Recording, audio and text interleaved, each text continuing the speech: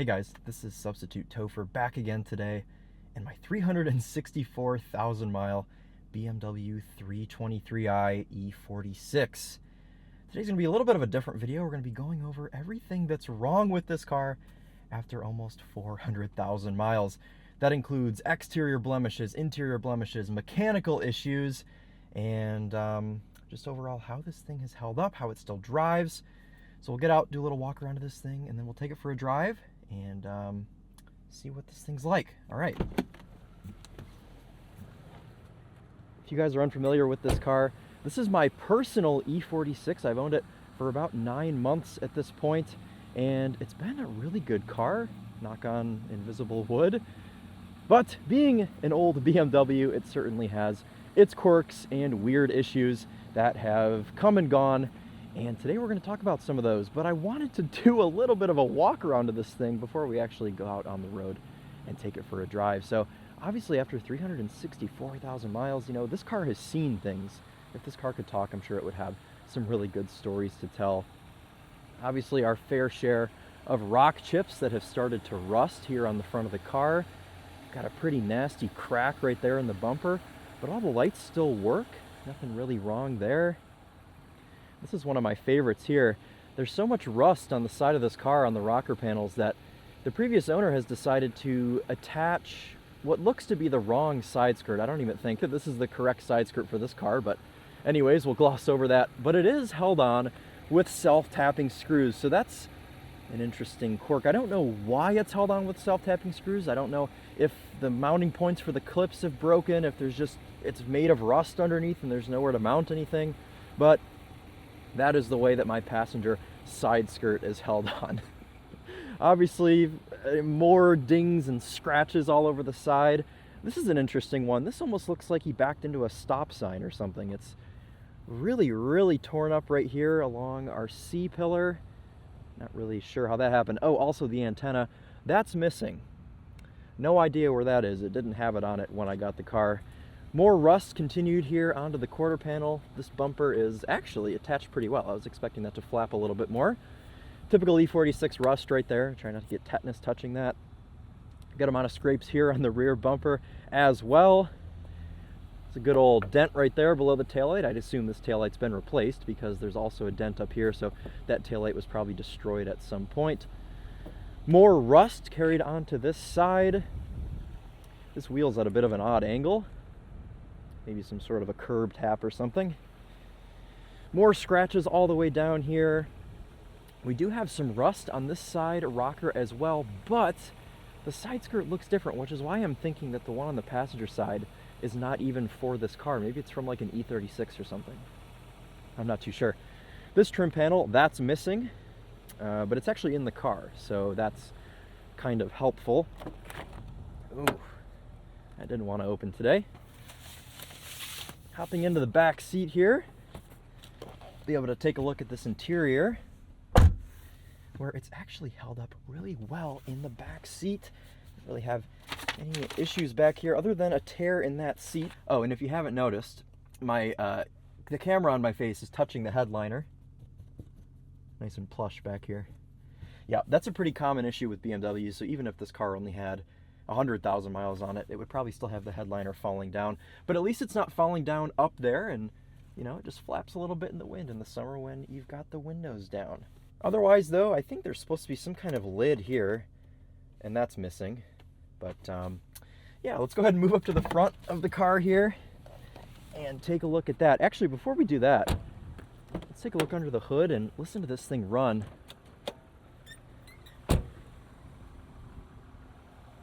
I love how BMW used to do their hood releases, just emerges from the kidney grills.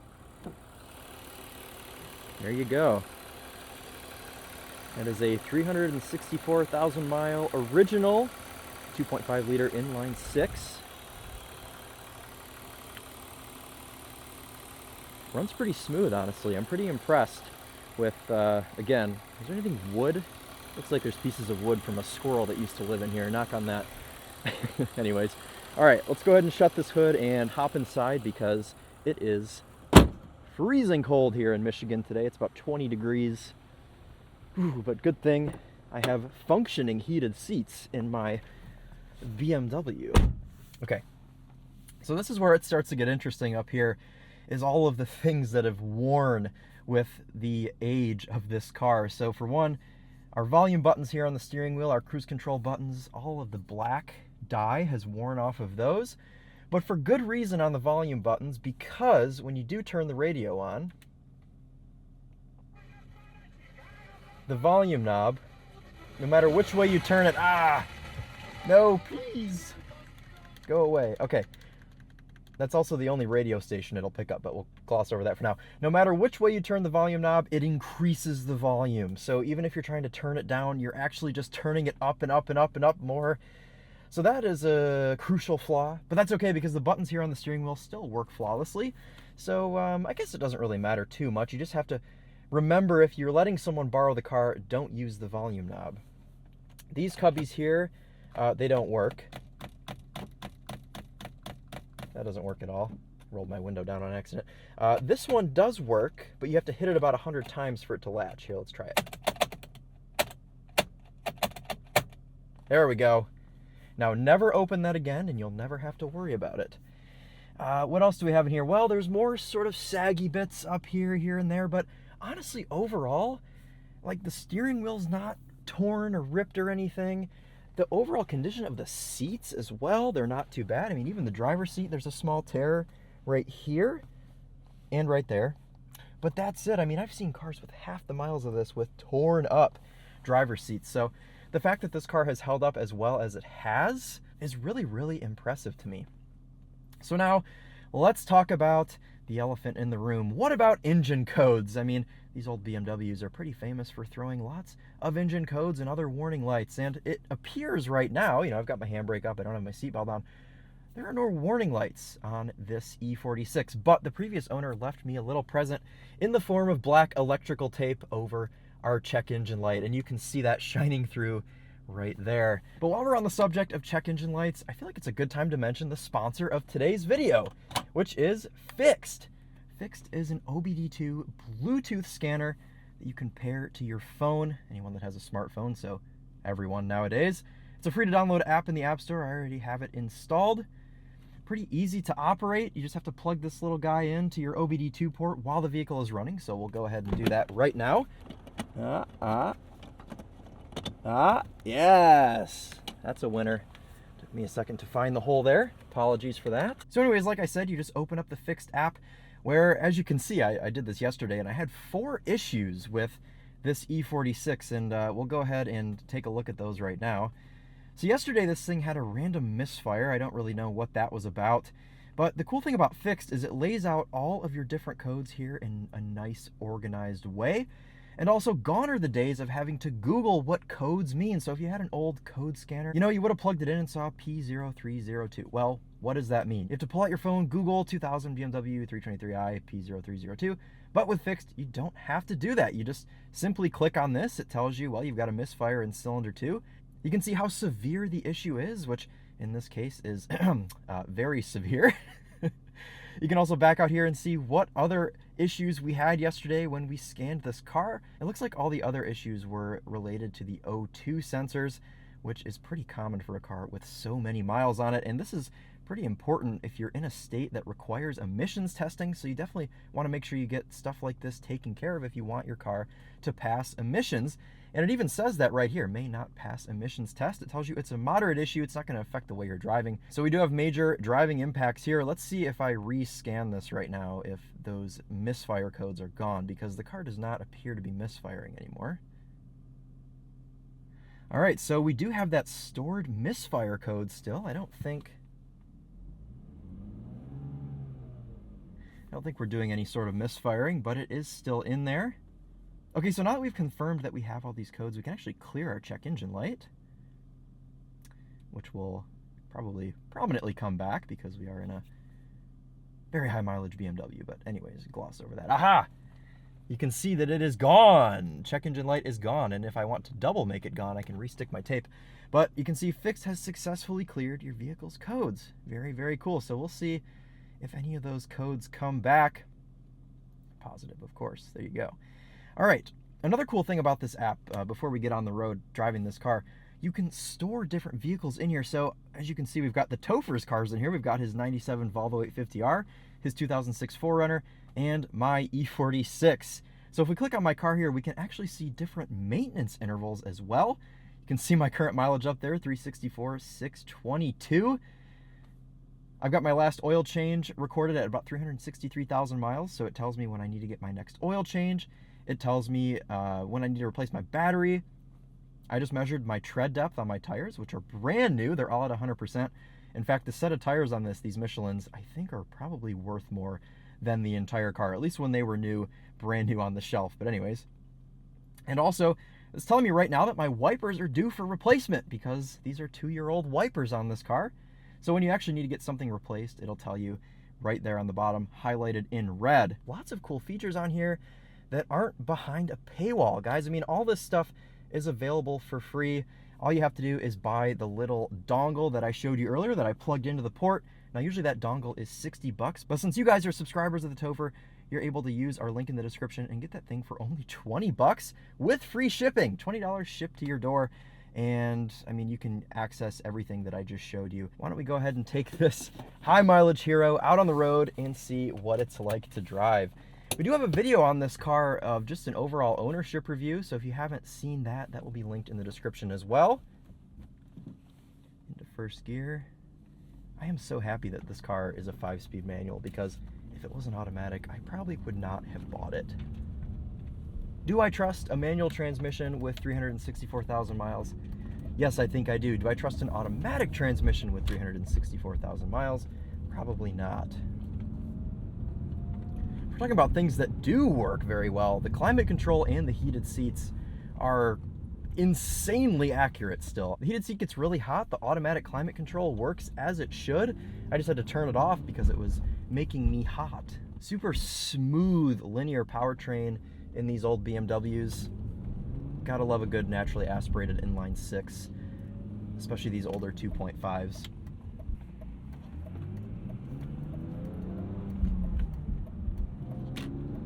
Oh yeah. So if you haven't heard it already, there's a pretty nasty clunk in the rear end. And I mentioned this also in my last video, and quite a lot of commenters were able to suggest some possible fixes. I haven't got around to actually taking a look under this thing yet, but I appreciate all the suggestions. I saw some that were like differential bushings and, you know, other things related to the differential area of the car. You only hear it clunking when you're shifting gears. Hear that?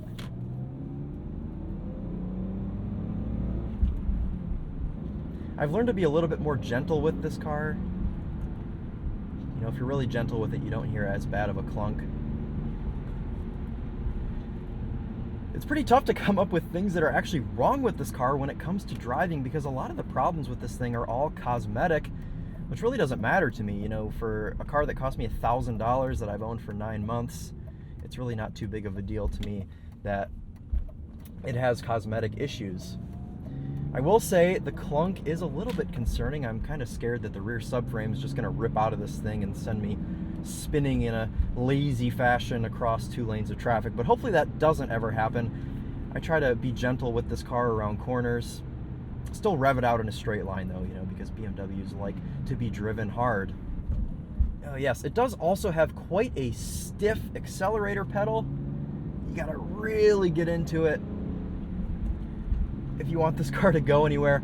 Also, it makes rev matching kind of difficult because you pretty much just have to floor the throttle for this thing to be able to blip shifts. But I mean, just going down, traveling down the road here at 65 miles an hour, there's a little bit of a vibration, but I mean, it probably just needs the wheels balance. Even as far as road noise and wind noise, this thing isn't even that bad. I mean, of course, it's not up to standard with a brand new car, but when you think about a car with this many miles on it, you wouldn't expect it to go down the road as quietly as this one does. Even engine noise?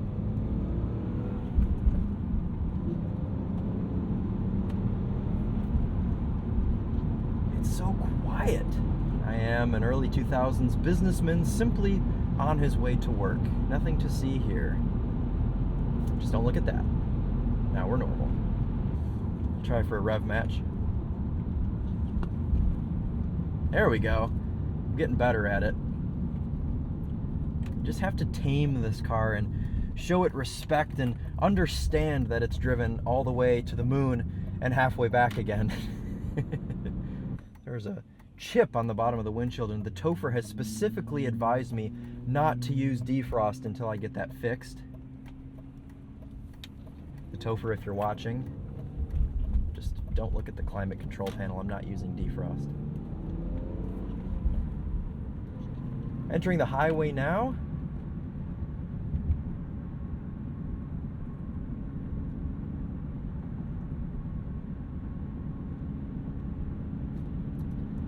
Just smoothing this, guys, really. If you clicked on this video expecting to see catastrophic issues with this car, I apologize, because it's just not the case with this car. It's been maintained so well. I think it would be cool to treat this car like Matt Farah's million-mile Lexus and just start loaning it out to people to keep putting miles on it. It would be really cool to get this car to 400K.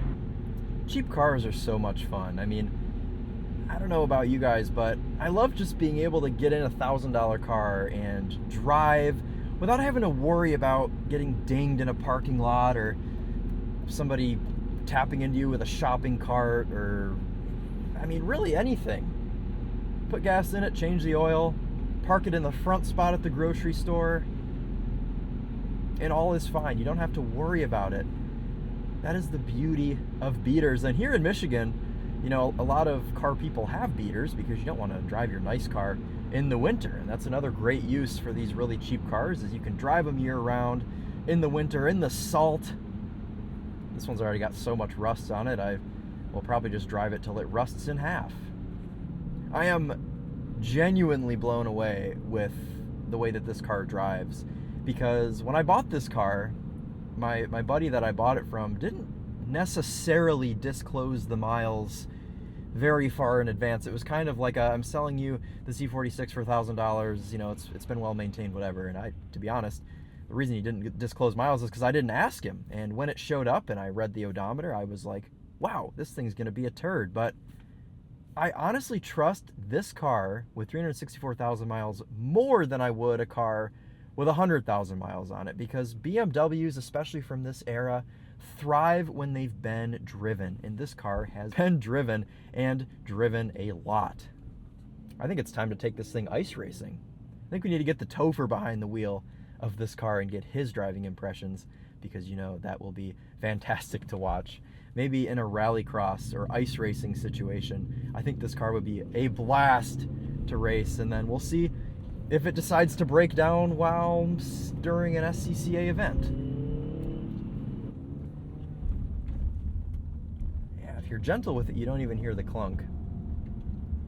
Comment down below if you have any suggestions of what that clunk could be. I know I got some in the last video, but maybe there's some new people here that know their way around an E46. And if you are one of those people, hello, thanks for watching.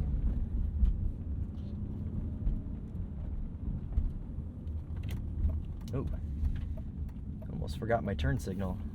Though I suppose I wouldn't have needed it. Ah, and we're stopping just in time for the low fuel light to come on. Go get some petrol after this.